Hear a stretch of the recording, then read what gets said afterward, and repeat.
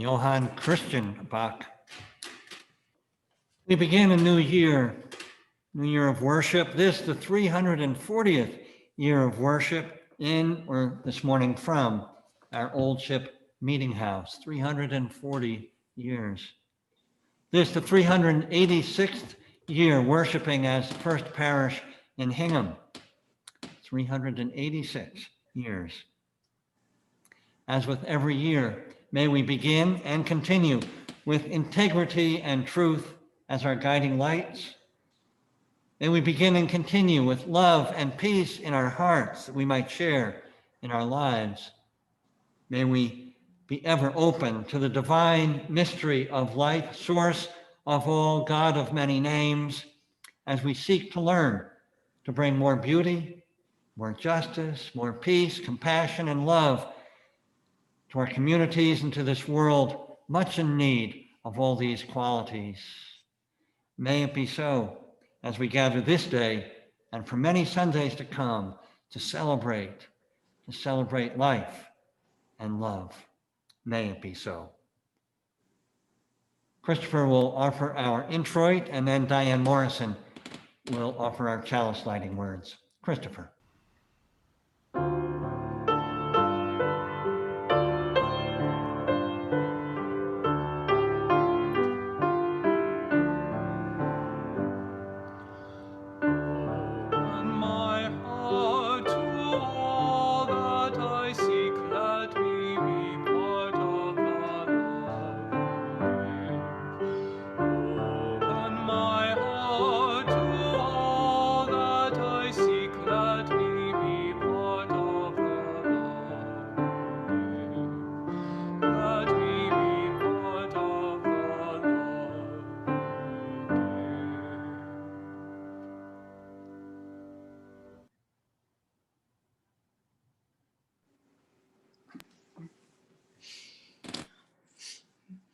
The chalice reading for this morning comes from a Sanskrit text, the Chandogya Upanishad. There is a light. There is a light that shines beyond all things on earth, beyond all of us, beyond the heavens, beyond the highest, the very highest heavens. This is the light that shines in our hearts.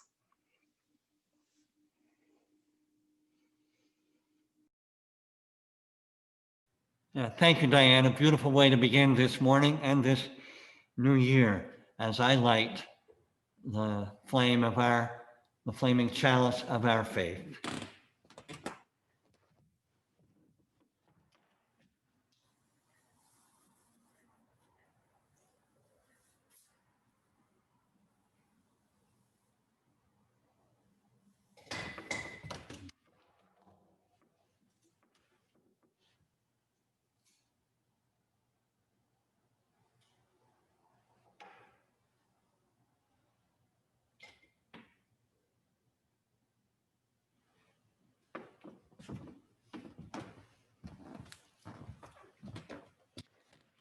Now we sing. You're invited to sing wherever you are as we sing here, Christopher and I leading Come, Come, whoever you are. If you have a hymn book or if you've downloaded the Order of Worship, it's number 188, a simple song from the words of Rumi, the Sufi poet in the Islamic tradition. Come, come, whoever you are. We will sing it through 3 times.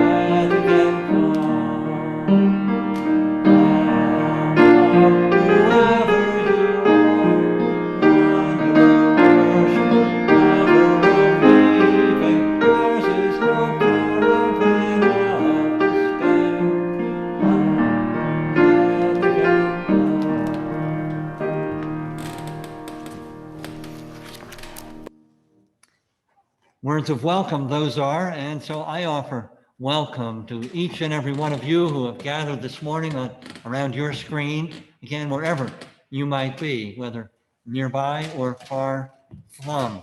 Welcome. Welcome to those who are here just about every Sunday. Welcome to any of you who may be new. I invite you to find further information about our Old Ship Church on our website, oldshipchurch.org. Number of announcements.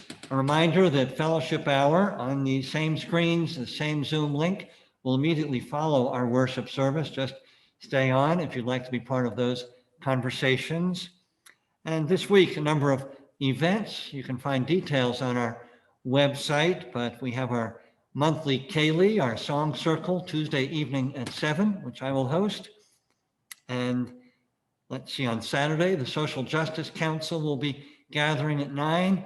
You can email Daveline Cooper if you'd like to join in their efforts. And next Sunday, men's breakfast. All the men of the parish and friends are welcome. And there's information about getting that link also on our website.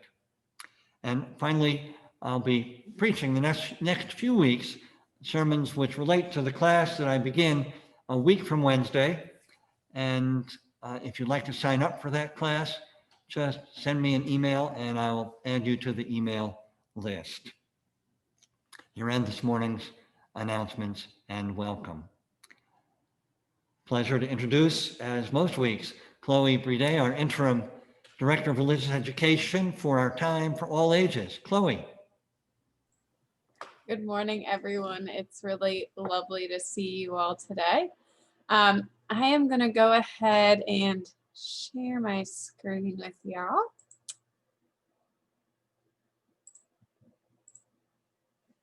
And so, as you all know, of course, we're in the new year. It's 2021. And I would guess that some of you have made New Year's resolutions, and some of you maybe have not made New Year's resolutions. So maybe it's time to make your New Year's resolutions. What do you say?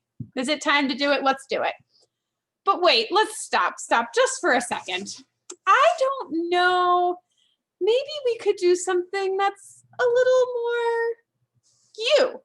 Maybe instead of deciding to change something totally different about you, instead you can just resolve to be a little bit more yourself, a little bit more you. Be you. You could be ready. You can be you by being ready, by being more curious, by being more adventurous. Maybe in this picture, you could climb a mountain, or you could do something you weren't thinking about doing, or something new. You could be persistent. So you might decide to do something, even though the last time you tried it, it might not have gone so well, or you might have failed. You might decide to be different, to be you by being different. You can see this person singing with their angel wings and their colors. That sort of makes me want to get out our angel wings again. You could be kind. Be you by being kind and by being understanding. You could be brave. You see this little boy at the end of his diving board. Maybe he's about to dive off that diving board for the first time, so he's being brave. You could be your own thinker, so you could think a little differently than everybody else, or maybe think the same as everybody else, whatever would be your way of thinking. You could see all these people in line, and there's even a dog with them. You could be okay being alone. So maybe sometimes you want to take some alone time. You could be patient. And now maybe not all of these things will happen this year, but you could try to patiently get towards them by being yourself and being more patient, brave, all of these things. So in this year of 2021, you are ready. So go ahead, be you. Be very, very you. So I encourage you to think of resolutions or goals this year that instead of changing yourself, just help you become more of yourself, to be you. So happy New Year, everyone. So glad to have you here with us at Old Ship this morning. Be you. And this was by Peter Reynolds. So thank you. Oh, thank you, Chloe. Great message. Wonderful message. And I have to say, it reminded me of the first time I went off a diving board. I began to feel those butterflies in my stomach all over again. And it was a diving board. It was all this high, but it was scary.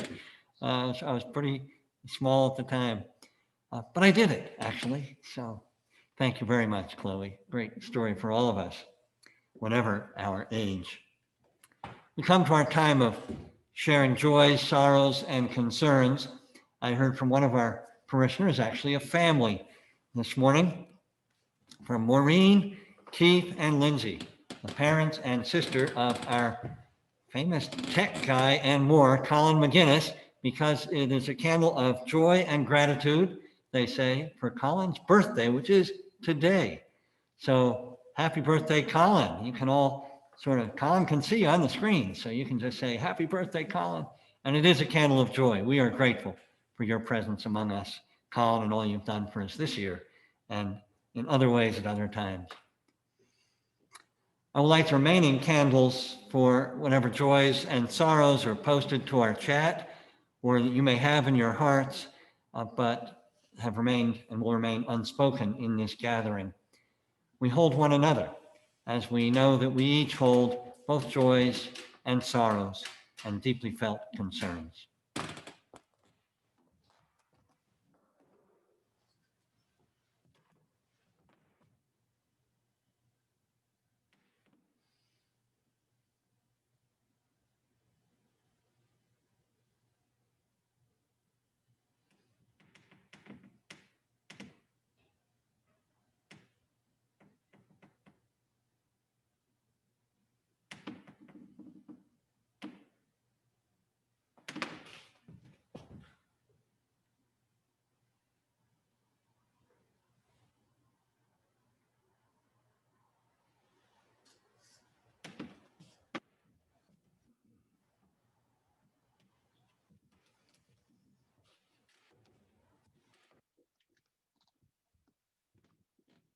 New candles for a new year.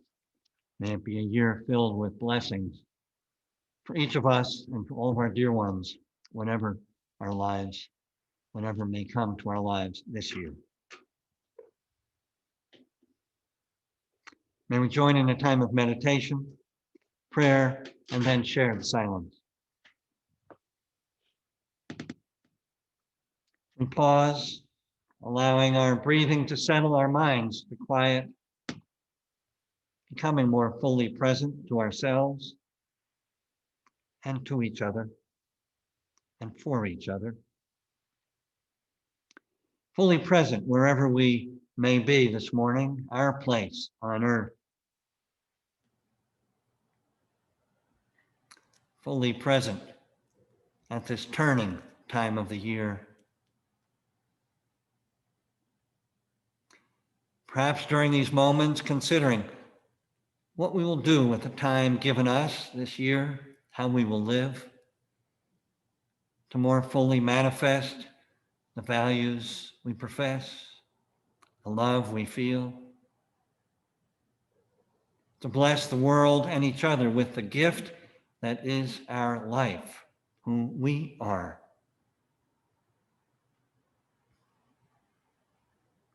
As we also during this time allow the prayers of our hearts to the God of all hearts arise, prayers for dear ones struggling or ill, prayers for the well-being of all on this earth we share,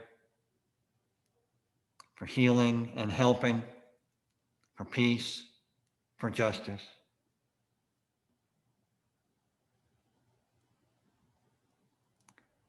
And from the gathered stillness within our hearts and in this gathering, may we find renewal as we look to this new year and whatever it may bring, knowing we enter the year and each day with one another as companions. We pause. May our time of silence be renewing, restorative to our souls.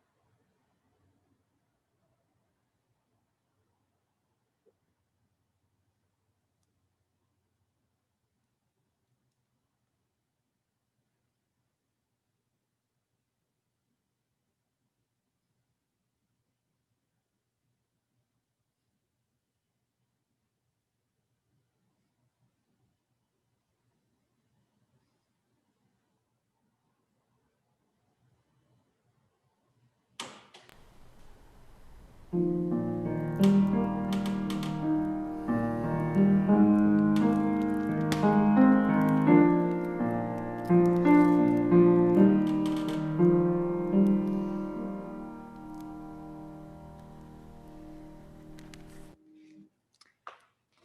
our anthem.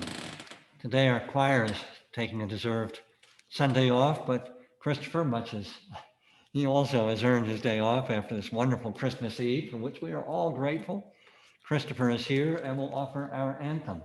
Thank you, Christopher.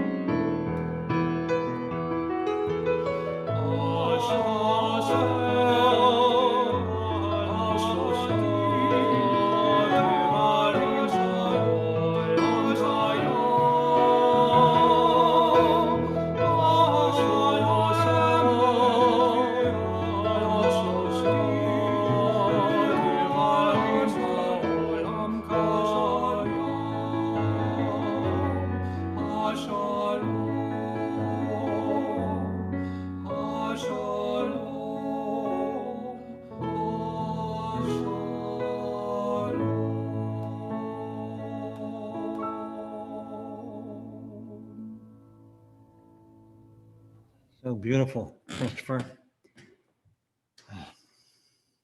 Thank you. And once again, thank you for this past Christmas Eve service, Christopher. We have all, so many have expressed their gratitude and enriched our lives on Christmas Eve, so different from any other we've known. Our readings will be offered this morning by Chloe and Keely Jordan. Chloe and Keely.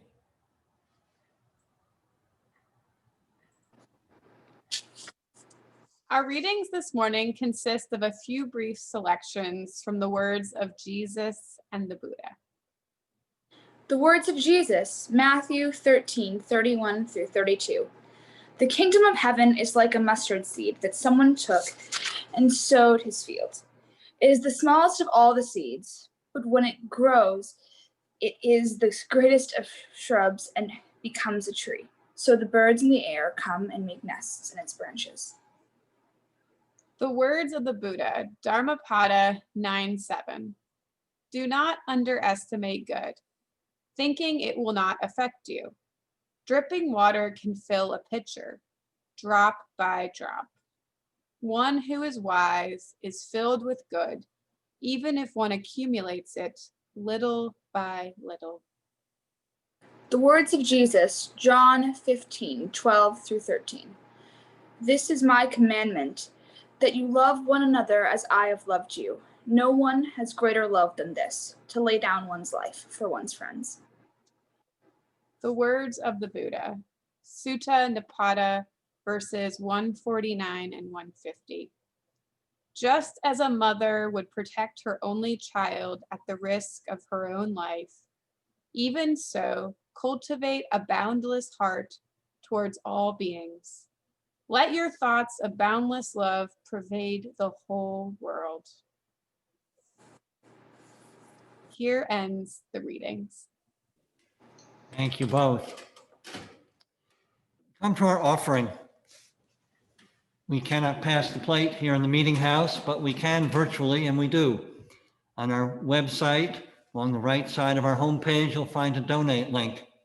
And there you can, with a small pull-down menu, you can donate to our general expenses, our plate, as we call it, or you can donate to our special outreach plate each month.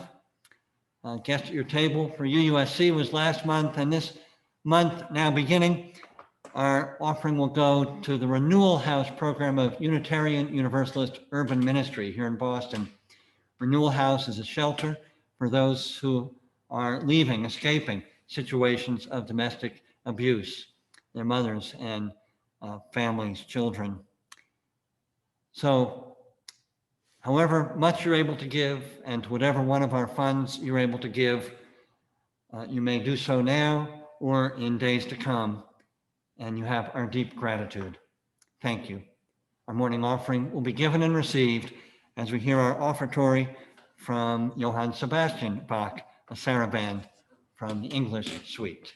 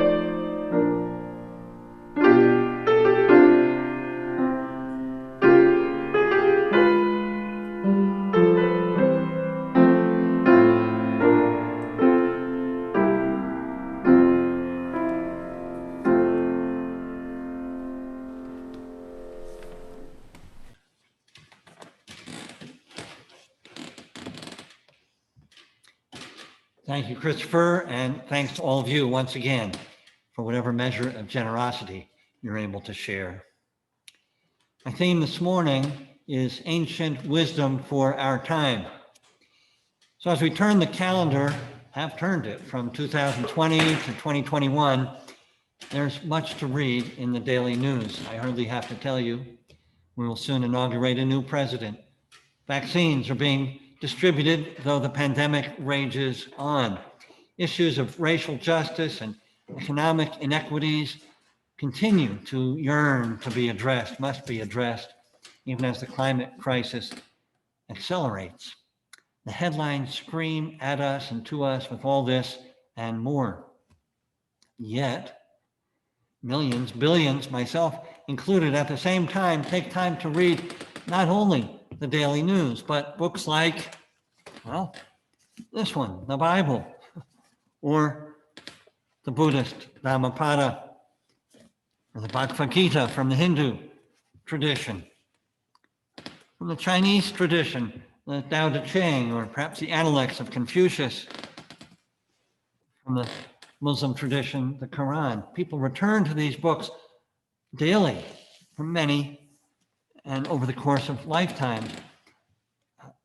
perhaps just one book that's most precious to a particular follower of a faith, or many books, as with me. I've been reading some of these for decades. Now, is this a form of escapism from the issues that so press upon us, or does it offer grounding as we navigate our lives in the midst of all this that's going on for these times or for any times? I suppose it could be escapism, and maybe sometimes is, but I lean towards grounding or guiding. In any case, I have been reading these texts for most of my life, beginning with Bible stories in Sunday school and then widening over the course of decades as the years rolled on to scriptures from so many of the world's religious traditions. Now, what draws me back over and over again to words written 2,000, 3,000 years ago or more? Well, first, for whatever reason, inborn, I suppose, perhaps from my parents, I began life early on with a deep curiosity about the nature of things, of the universe. How did it all start? Or was there even a beginning? What's it all for? Or is it random? How should we live our lives? Or does how we choose to live really matter at all in the grand sense? Well, with these sorts of questions tugging at me, my interests turned to a couple of directions as I was growing up: astronomy and religion. I thought maybe answers could be found in these two directions. As for astronomy, well, I spent hours gazing through a telescope. I remember so vividly first seeing the moons of Jupiter, 4 of them anyway, that were visible through that telescope, and the rings of Saturn. I had a map, so to speak, of the solar system pinned to my wall, pasted to my wall. I followed, as so many did during those years, was riveted to news and images of the first manned, well, they were all men then, manned space missions and eventually to the moon. At the same time, though, I was curious about religion. I may have mentioned this before. My parents had one of those big books, a coffee table book, as we call them, all about the world's religions, filled with, well, some words, but I think what really stayed with me at the time were the images from Catholic cathedrals, grand cathedrals, to Hindu temples, from Buddhist monks in Tibet chanting, to worshipers, thousands, circling the Kaaba in Mecca. Well, all this early curiosity in astronomy and religion led me in college to study philosophy and religion. Astronomy didn't last once I discovered that actually most astronomers spent more time with equations than they did with telescopes. The mathematics wasn't for me. But as for philosophy and religion, over time I widened my view well beyond the Christianity of my early upbringing and have never stopped, as I've said, reading the old texts. How is it that they do still have meaning to me and to billions of others after all these centuries? The simple answer, and it really is a pretty simple answer, is that the human condition, in its essence, the essentials of the human condition have not changed in the past several thousand years. Sure, we live differently when it comes to all sorts of things. Technologically, just being able to offer worship in this way, there's a long list we could make. I hardly have to make it. But putting all that aside, from electric lights, cars, phones, internet, and the rest, the basic essentials of the human condition have not changed. We need food and shelter. We crave and need human love, intimacy. We need to find ways, in order to survive and thrive, we need to find ways to cooperate. And in the midst of all this, we at one time or another, we all suffer. We will grieve. And we struggle, we human beings, with our selfishness, what we call our ego. For though we mostly know what it is, what it looks like to be good and decent human beings, we find ourselves more often than we might like failing to be as good and decent as we would like. And finally, one more thought about the human condition.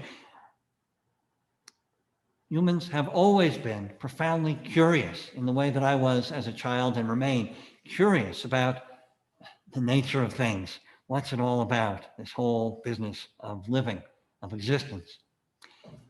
In other words, all those who wrote the ancient texts, from the Tao Te Ching and Upanishads to the Bible and the Quran, had the same basic needs and questions as we do. And they suffered and wondered as we do. Did they get the cosmology wrong, how the universe began and all that? Yes, apparently they did, if you take it literally. At worst, it was bad science. At best, those early creation stories and the rest carried profound psychological and spiritual meaning. Yet when it comes to the question of how we shall live, the guidance from the old scriptures endures, because the human condition, as I've said, endures. And the guidance is often, for me anyway, precisely the sort of guidance, grounding, if you will, that we can benefit from at any time, and certainly in tumultuous times, whether in our personal lives or in times of national or even global tumult. Just the readings this morning, brief passages from the words of the Buddha and Jesus. Just these brief readings I find to be guiding, grounding, even inspiring, reminders of how I would like to live and why it matters. To love, as the reading said, to love and feel compassion for all beings. Yes. And to be reminded that the things we each do, the ways we behave, the way we are, that all this adds up. That we don't have to do everything, just our own part. Yes. Now, I preach this sort of thing all the time. You've heard me preach it. It's hardly original with me, though, not at all. It's rooted in the ancient wisdom of all the traditions, expressed in different ways, but carrying the same message. A saving message, really, that our love, our kindness, our compassion all do add up. I don't know about you, but I need that reminder in the midst of difficult times, challenging times. Most profoundly, and related to all of this so far, most profoundly, all the traditions and texts are designed to help us transcend our small self, our ego. We are just an individual. We need this sense of individuality to navigate the world, but to flourish, to live a fuller life, we also need to transcend our smaller self, our ego, and live more often from the larger self, from the experience of being part of one body, as St. Paul put it in his letters. We're part of the one interdependent web of Indra, as the Buddhists put it. In a recent book, one of my college philosophy professors, Ashok Gangadine, who is still teaching after all these years, he describes this as moving from ego mind to global mind, from ego mind to global mind, so that we more naturally will behave with more kindness, more compassion. Professor Gangadine goes on in this book to affirm that this shift from ego mind to global mind, this shift is a shift, a growth that must happen. He believes it is happening from what he observes, not only for scattered individuals seeking to live fuller, more loving, more compassionate lives, following whatever religious path, but for all humanity, if we are to survive and flourish in the remainder of this century and in centuries in time to come. Escapism? Hardly. Indeed essential. As a scholar of religions, Karen Armstrong writes in her book, The Lost Art of Scriptures, she writes, given our current problems, the Scriptures' faith in the divine potential of all human beings seems particularly relevant. So, whether we get the message through the self-surrender of Jesus, or through the seemingly infinite compassion of the Buddha, or through the model of Muhammad leading his community of faith, or the invitation from Confucius and Lao Tzu to align ourselves with the great way, the Tao of all existence. As long as we get the message, it doesn't matter where it comes from for us, as long as we get this message that we are more than an individual self, more than a a sack of bones and skin separate from all other individual selves, that we are in fact part of one body of humanity, one interdependent web of life, part or parcel of God, as Emerson put it, universal being, to use his phrase. And you know what? The message actually isn't ancient wisdom. Because the time of the, you name them, the Hebrew prophets, the Buddha, Jesus, Muhammad, and so on, Lao Tzu, Confucius, isn't really so long ago in the context of the span of human existence, not to mention the span of life. It's generations. We can count them on just a few hands. So we could think of the teachings of these ancients, as we usually put it, sages and old scriptures. They are like seeds in that first reading. Seeds planted and still growing, still flowering, still more flowering to have happen, to inspire us to make the more harmonious and beautiful world that is the dream of the ages. In any case, how else really would we like to live in this year 2021, or at any time other than aligned with the wisdom and the dream of the ages? How else would we want to live? And here's one more thing before I conclude this morning worth noticing. In this past year, and even in the few days of this year beginning, we observe people behaving, well, not so well, behaving badly. What else is new in the human story? But many, many, many more behave beautifully, behave generously, with love, with compassion, and all the rest, in the spirit of these never out-of-date teachings. We saw it in the Rising for Justice. We see it in those working for climate justice. We see it and experience it in daily acts, simply being kind to the next person and the next. All this gives me great hope. May we then, each and all, grounded in universal wisdom, however it comes to us, the wisdom of our hearts, the ageless wisdom of our hearts, may we rise as best we can this year and always to our better angels, to our higher selves, to love, to compassion, to kindness, because we are all kin. May it be so. Amen. Blessed be.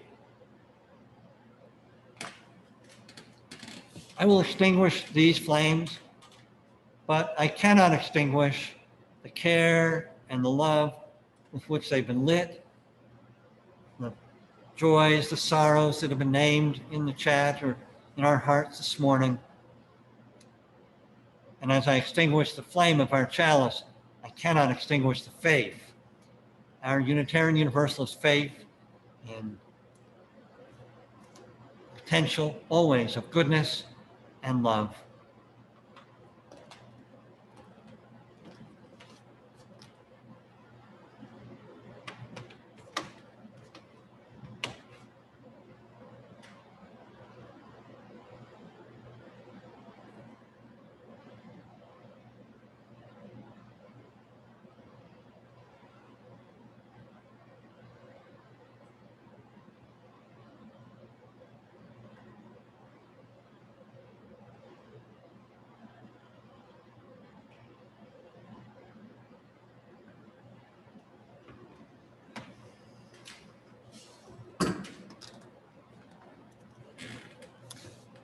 We close with a hymn we often sing.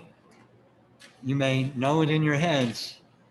There's enough repetitions. You'll catch on, many of you, if you don't already know it. Come, sing a song with me. Number 346 in our hymn book. Come, sing a song with me.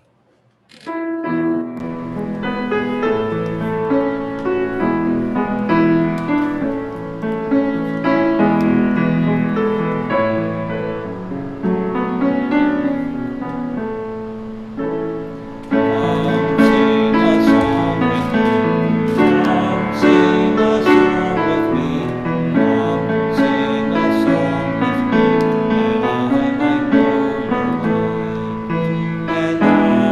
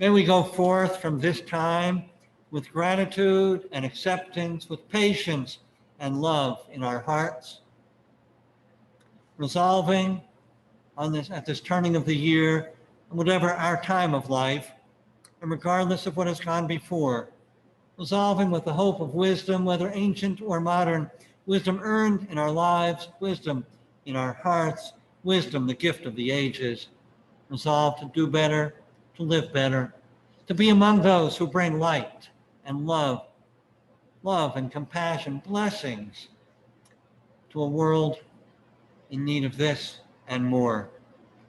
May we be among the light bringers, those who bless life with our lives. May it be so. Amen. Blessed be.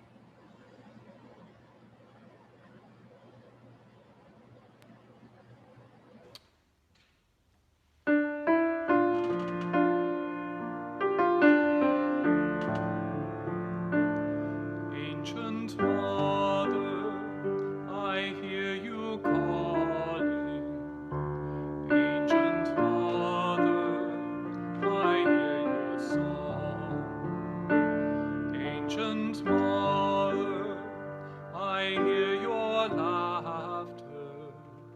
Ancient Mother, I taste your tears.